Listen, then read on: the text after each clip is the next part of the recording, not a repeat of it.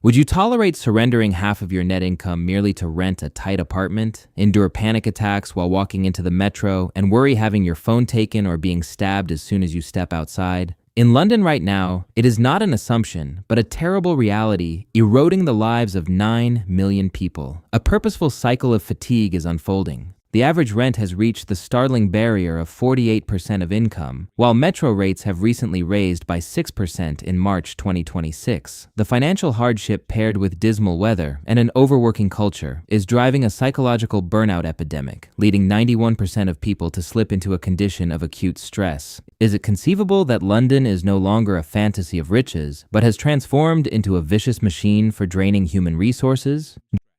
Join me on my trip below to expose the secret corners of the system and explain why millions of people are being drained in their quest for existence in the capital of England.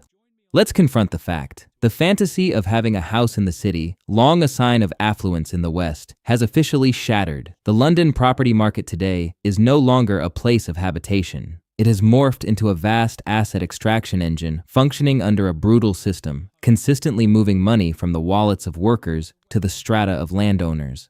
Let's look at the telling data. While the typical renter in the United Kingdom needs to tighten their belt to spend 41% of their net income on housing, in London, this ratio has been pushed to the breaking point.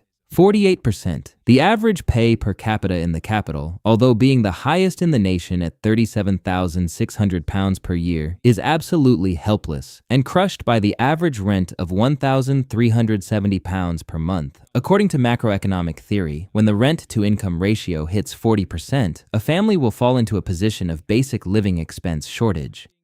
Yet in London, all 32 boroughs have crossed this alert level. The peak of financial depletion is particularly severe in districts such as Hackney at 60.6%, Haringey at 58.7%, and Barking and Dagenham at 56.8%. What are the consequences? A total disappearance of the youthful middle class. The Home Affordability Index here has reached an exceptional level of 10.6. To acquire a home, a young individual with an average wage needs to accumulate an extra £279,000 in cash, paired with a mortgage loan that is 5 times their income. Since when did the right to put a roof over one's head become such a luxury?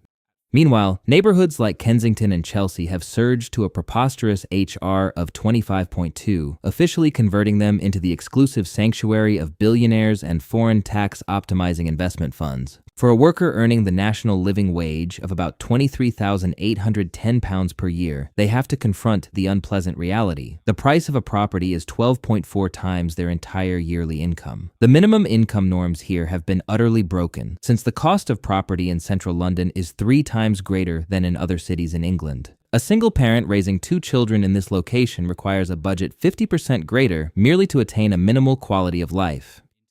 Even the elderly cannot escape this system's trap, since private rent consumes up to 48% of the minimal budget for retired couples. The tragedy is aggravated by a legislative conundrum. The Tenants' Rights Act aimed to safeguard inhabitants with a rent auction ban commencing from May 1, 2026, quickly prompted a brutal pushback from the market. About 39% of landlords opted to sell up their homes and withdraw to escape legal pressure, as well as the expenditures of upgrading to EPC level C energy efficiency. The effect was an abrupt collapse of supply, driving the original listing prices to the ceiling. A pre-day cleansing has taken conducted. A wave of no-fault evictions under Section 21 has escalated as landlords rush against time to oust aging tenants in order to restructure rates.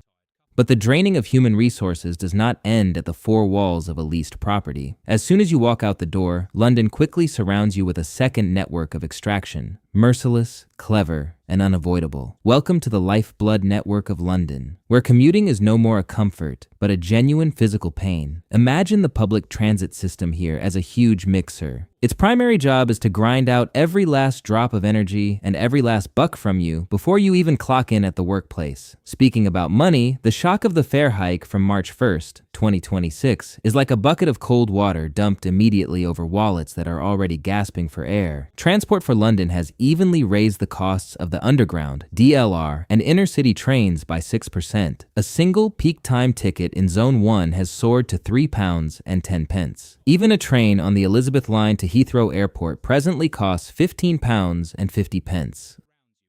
This is the nasty suburban trap. Because they cannot afford the housing rates in the city core, the working class is pushed out to zones 3 to 6, so they instantly get whacked with a legitimate commuting tax. An individual in zone 6 traveling into the city every day needs to waste away more than £3,264 a year only to purchase a rail pass. Since 2008, intercity ticket costs have climbed by more than 50% in actual terms. Bus tickets have risen by 20% compared to 2005. Meanwhile, the chart of inhabitants' actual earnings remains as flat as a desperate line. This system is having you pay more to endure poorer experiences. And what is that experience? That is the fact that about a third of the passengers heading into the city center each morning had to stand for the whole lengthy route. It's no surprise that London accounts for 9 out of 10 of the busiest and most crowded train stations in the whole United Kingdom. The system analysis found a disturbing figure. 41.3% of London residents display very high levels of anxiety while utilizing public transit. The top 3 problems clearly recognized as damaging passenger morale are overcrowding, noise pollution, and disruptive conduct. This fatigue spares no one, not even those who control the machines. In 2025, TfL staff took a total of roughly 419,000 sick days. More troubling, 30% of their long-term absences directly come from depression and stress, owing to high job pressure. But the infrastructural horror doesn't end underground. Stepping out of the station, you instantly encounter the danger of gang violence and the continuous prospect of knife assaults. Along with that, there is the public theft of phones utilizing electric bicycles, with over 117,000 instances. Where are the police? The clearance rate for petty theft cases is presently below 2%. The ineffectiveness of the security system has pushed the population to a mood of apathy and indifference. The number of recorded crimes has dramatically fallen from 10,560 instances to 6,028 cases, not because the streets have grown safer, but because people recognize that reporting crimes just wastes time uselessly. When commuting to work consumes more energy and money than the value of the job itself, does this city still run for the people? Those hot, congested, and tense subway vehicles could be the most appropriate representation for life compacted at the bottom of society. The physical fatigue on such packed trains straight enters the workplace, where another epidemic is quietly destroying the brains of millions of workers. If the financial crisis is draining your pocketbook, then the mental health crisis is stealthily undermining the very spirit of London. Don't confuse this for personal weakness. This is a systemic epidemic where the burden of survival falls hard on a chilly and atomized metropolitan structure. Let's start with the most obvious, but also the most brutal: the climate. London's winter is not only about the persistent drizzles, but also a prevalent trigger for seasonal affective disorder. Greater London presently maintains the sad record, with 40% of its population needing medical assistance for this ailment. But the cold doesn't only come from the weather. As many as 24% of individuals have totally broken down when compelled to cut down on heating to deal with energy expenditures, despite working from home. A fantasy for many has backfired, with 80% experiencing their mental health decrease due to lack of exercise and natural light. Even more scary is the loneliness. London is a sea of 9 million people, yet it runs in an atomized manner: broken connections, excessive personal boundaries, and a serious dearth of open communal places. The number of 26% of the population suffering regular feelings of loneliness is not simply a statistic, it is a wake-up call. This catastrophe is especially terrible to the elderly. 270,000 persons over 65 in the UK spent an entire week without a single communication with another person. Don't underestimate it. This prolonged isolation raises the risk of cardiovascular disease by 29%, the chance of stroke by 32%, and the risk of dementia by 25%. Alongside it is the burnout epidemic. The 2025 research says that 91% of people in the UK are suffering from acute stress. 21% of workers have been compelled to abandon their employment only to preserve their sanity. The group suffering the most is none other than young individuals aged 18 to 24. They are locked in a terrible cycle. 48% work unpaid overtime, and 46% have to take on a second job simply to make ends meet. Moreover, we are living in a digital trap. Slack and Microsoft Teams have blurred the distinctions between relaxation and work, pushing the brain to stay on alert 24/7. Echoing this is the poisonous hustle and grind culture on LinkedIn, causing individuals to continuously brag about their phony activity, leading to imposter syndrome and extreme exhaustion. What type of megacity are we developing where millions of people live close to each other, yet progressively wither away in atomized loneliness? When success is judged by the amount of unpaid extra hours and a perpetual state of stress, is it progress or a type of contemporary slavery? This sad fatigue does not wait until individuals reach maturity. It has taken root and damaged even the most renowned university lecture rooms, where the next elite generation's faith is being mortgaged. If you believe that life in London is solely hard for working people, take a glance at the lecture rooms of the top Russell Group institutions. This is no longer a place to foster future intellects. It is becoming a survival arena where the top generation is obliged to sacrifice their future to sustain basic life. This number will make you shudder. Almost 1/3 of students in London now have less than £50 a month to spend after paying rent and expenses. Imagine £50 for 30 days. That's not a student budget. That's terrible poverty. Their academic life evolves into a fight for daily meals. This enormous financial pressure is eroding the quality of education. 20% of students are required to work a second job outside of their school hours. At UCL, a sign of brilliance, as many as 53% of students say that their academic performance has badly dropped solely because they have to work to earn a living. The dream of university is being frozen. 21% of students have pondered delaying their education, and 18% are pondering dropping out completely.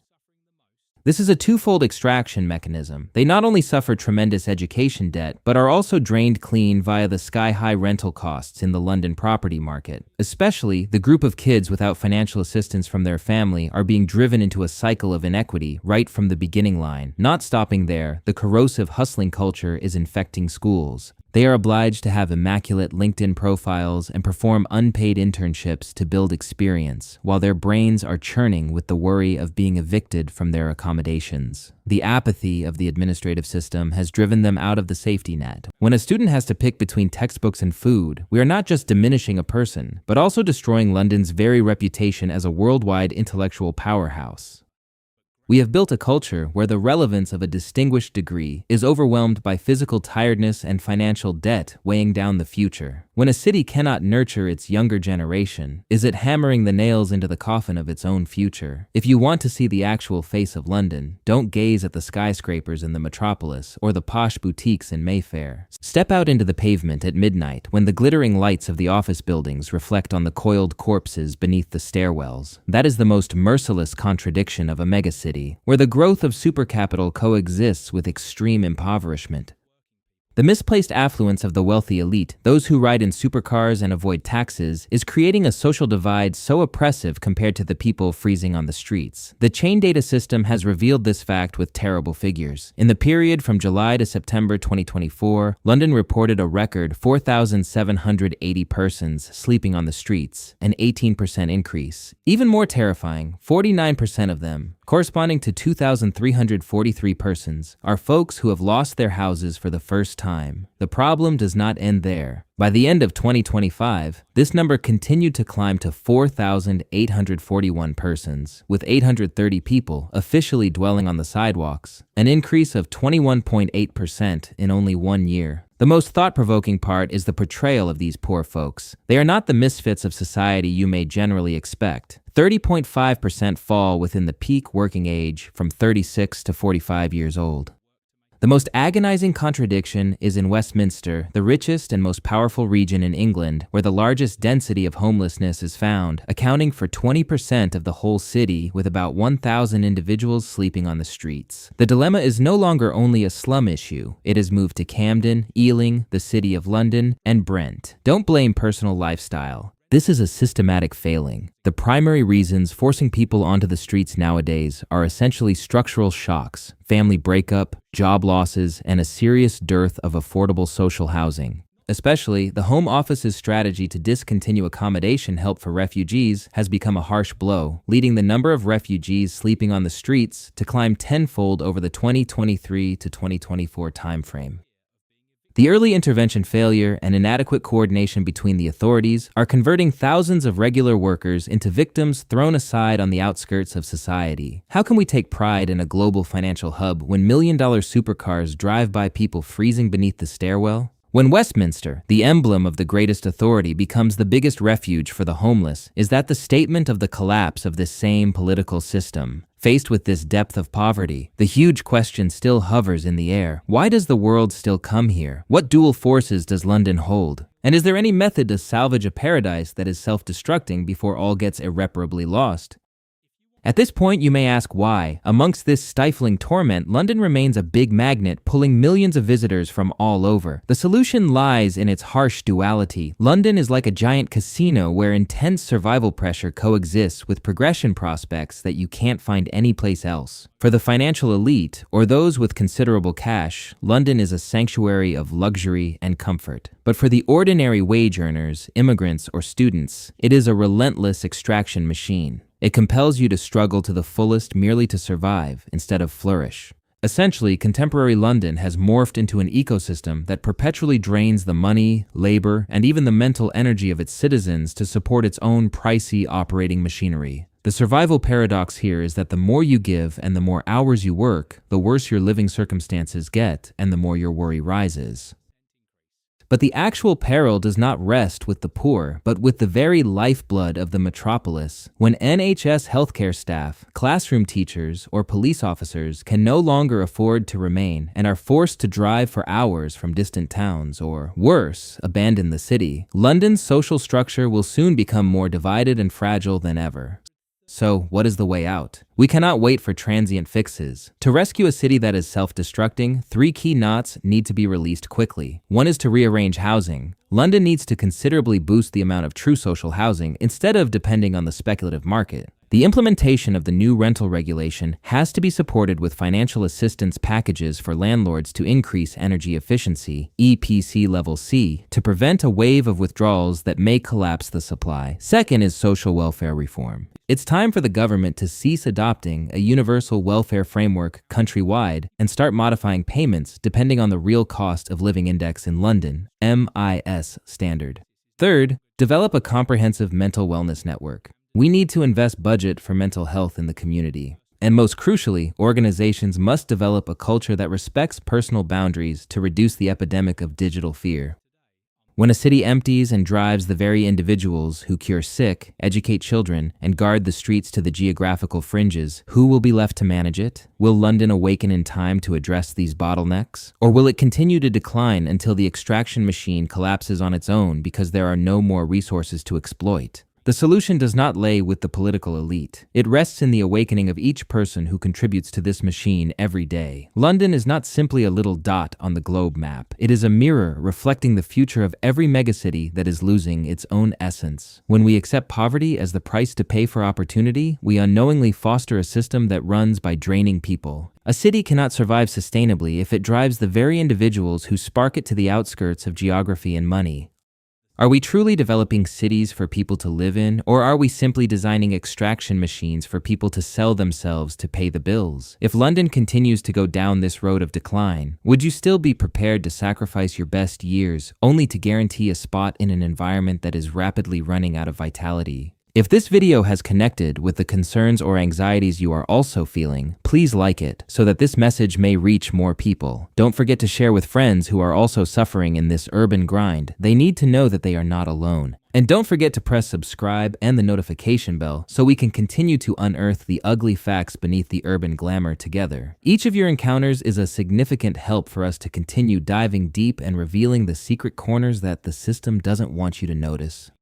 The material in this movie is derived from system analysis data and urban survey reports up to May 2026. All information is strictly analytical, rigorously studied, and presents a diverse view on socioeconomic concerns in London. This is not investment advice, financial advice, or personal residency advice. Decisions linked to life, employment, and finances in London are the unique responsibility of each individual. We are not liable for any actions made based on the material presented in this video.